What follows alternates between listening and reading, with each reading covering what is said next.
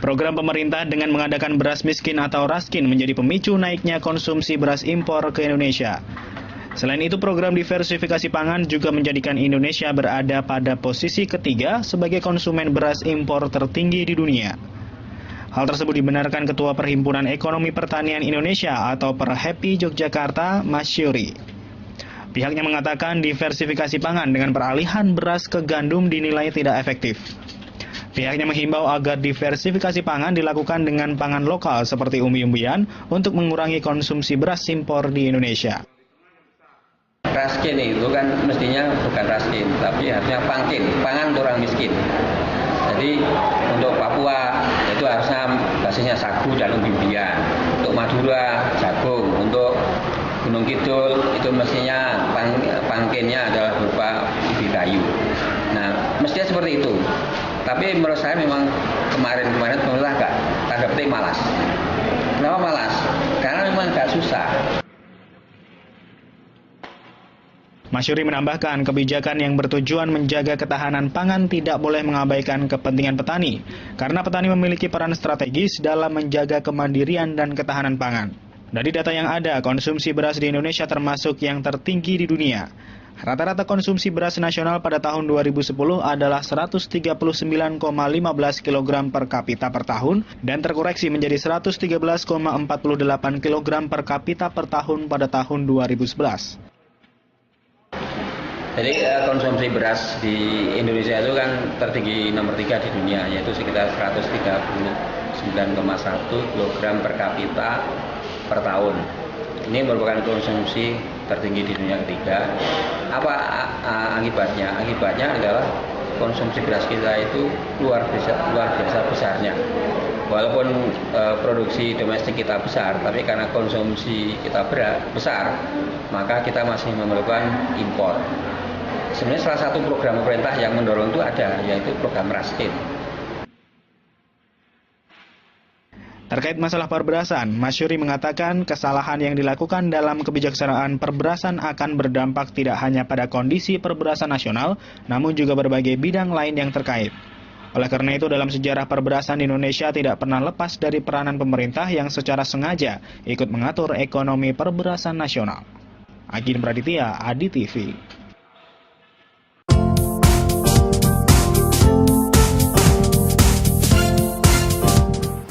Mbak, Ya, udah pernah makan nasi jagung?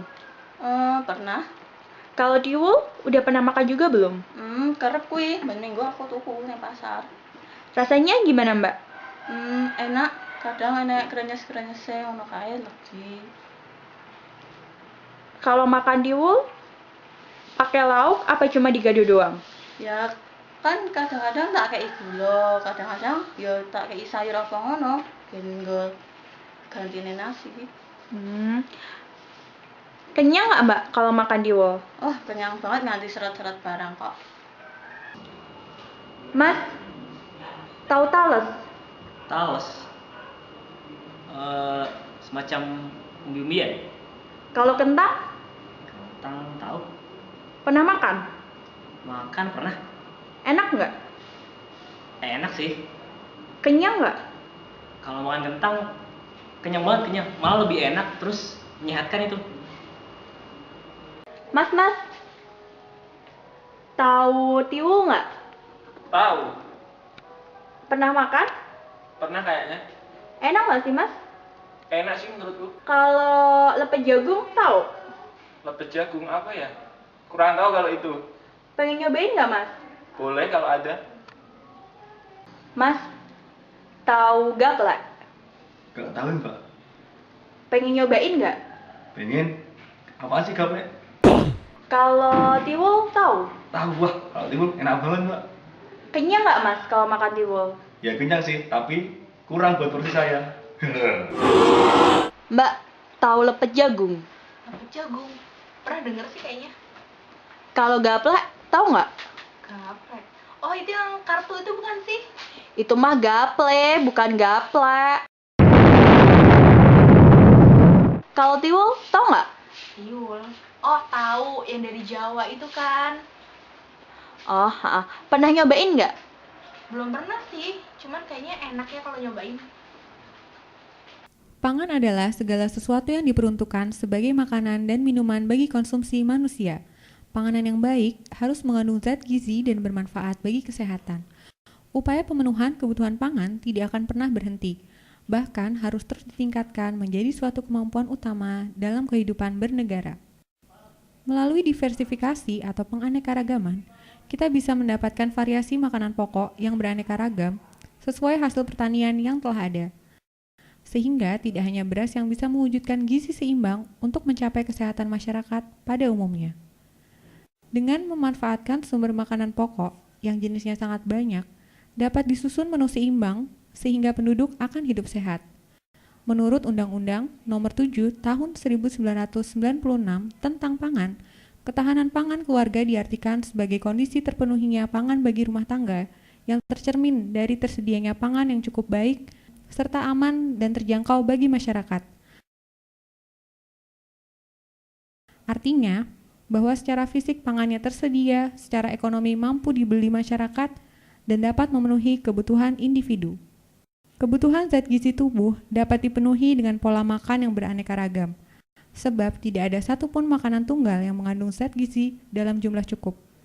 Dengan demikian, semakin beraneka ragam bahan pangan yang dikonsumsi, semakin lengkap perolehan zat gizi untuk mewujudkan kesehatan yang optimal. Ada banyak sekali bahan pangan lokal yang dapat digunakan sebagai alternatif pengganti beras, seperti jagung, sukun, sagu, dan umbi-umbian. Begitu juga bahan pangan lokal sumber protein dan mineral, seperti ikan, telur, ayam, daging, tahu, tempe, serta buah-buahan lokal yang ada di sekitar kita. Konsumsi pangan berbasis bahan baku lokal menjadi prasyarat utama mewujudkan kemandirian pangan Indonesia.